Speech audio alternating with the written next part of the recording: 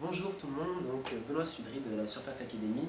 Je vais vous présenter en avant-première l'élément sur lequel on travaille sur la table Surface, les jeux de cartes. Donc ici il s'agit de créer des petites cartes, pouvoir les manipuler et en faire comme des cartes réelles mais sur la table Surface. Donc venez voir par là, je vais vous montrer un peu ce que ça donne.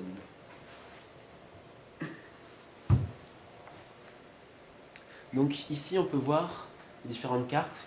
On a affiché 15 cartes pour l'exemple. Et on peut les déplacer, sélectionner une autre, et ainsi de suite. Donc ce qu'on peut faire, c'est bien entendu retourner la carte en tapant 2 fois. On utilise un viewport 3D pour faire l'effet qui montre que ça tourne et qui donne un effet assez réaliste.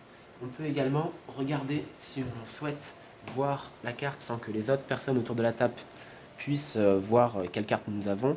Alors, on cache à l'ensemble des personnes autour et hop, on remonte l'angle. Alors, attention, voilà.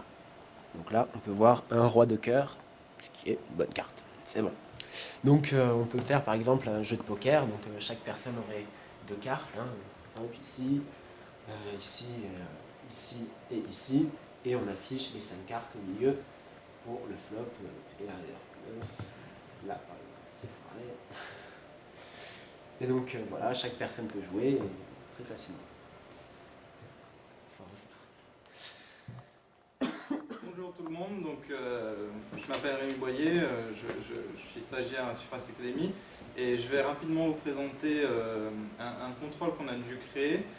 C'est une évolution et un ajout de fonctionnalité sur le book control de Mitsu Furuta, qu'il avait développé il y a quelques années déjà, et en fait ça permettait tout simplement d'afficher sous forme d'un livre des documents ou ce qu'on voulait.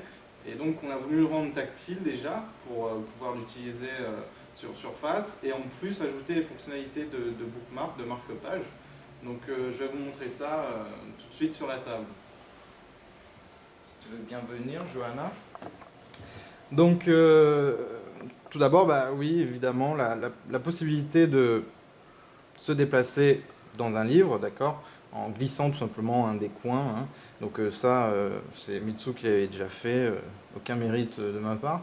Mais maintenant, on a la possibilité en fait d'ajouter des marque-pages en prenant ici ce qu'on a appelé notre bookmarker et de l'ajouter sur une page. Alors je vais aller sur une page où il n'y a pas de marque-page et j'ai simplement à glisser le marque-page sur un élément. Et automatiquement, en fait, au-dessus, je vais pouvoir taper le nom du marque-page. Et là, je l'écris par la pensée, hein, je suppose que vous vous en doutez, parce que le clavier virtuel n'est pas apparu. Donc dites-vous simplement que c'est parce que je suis en mode de développement. Donc en dehors de ça, on a donné la possibilité en fait aux utilisateurs d'ajouter, de modifier, de supprimer un marque-page. Donc ici, on a une superbe animation quand on veut supprimer un marque-page. Il suffit d'appuyer longtemps sur le marque-page pour qu'une petite poubelle apparaisse. Et quand on clique dessus, le marque-page disparaît. C'est vraiment magique, c'est magnifique. Et la poubelle, elle est super fin. Donc voilà, ça c'est une des possibilités qu'on a ajoutées. Et puis, bien sûr, on peut naviguer en fait dans le livre en cliquant sur un des marque-pages. D'accord, donc je vais à cette page-là ou à une autre. Et puis, bon, des fonctionnalités diverses comme afficher les bookmarks à gauche, en haut, en bas, à droite, ce genre de trucs. Quelques autres options, mais rien d'exceptionnel ici.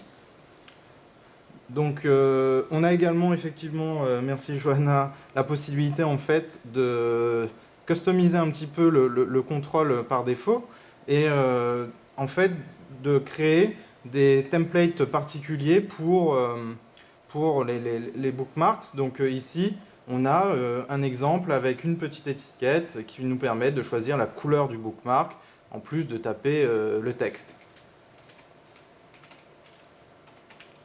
Voilà. Dépêche-toi, Benoît. Merci.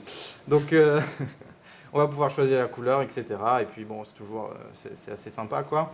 Donc c'est simplement un exemple de customisation, tout comme le bookmarker à droite. Mais le développeur qui en fait réutilisera le contrôle aura la possibilité de faire tout ce genre de trucs assez facilement. C'est quand même le but de tout ça. Donc merci et j'espère à bientôt.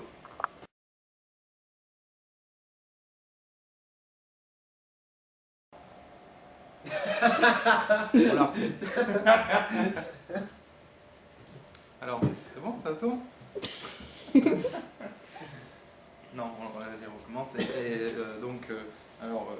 Benoît, tu vas chercher le clapet là, s'il te plaît. Et après, tu annonces la scène pour pouvoir commencer, d'accord? Attends, le clapet. Là, non? Non, pas un clavier. Ah, merde. T'as quoi comme clapet?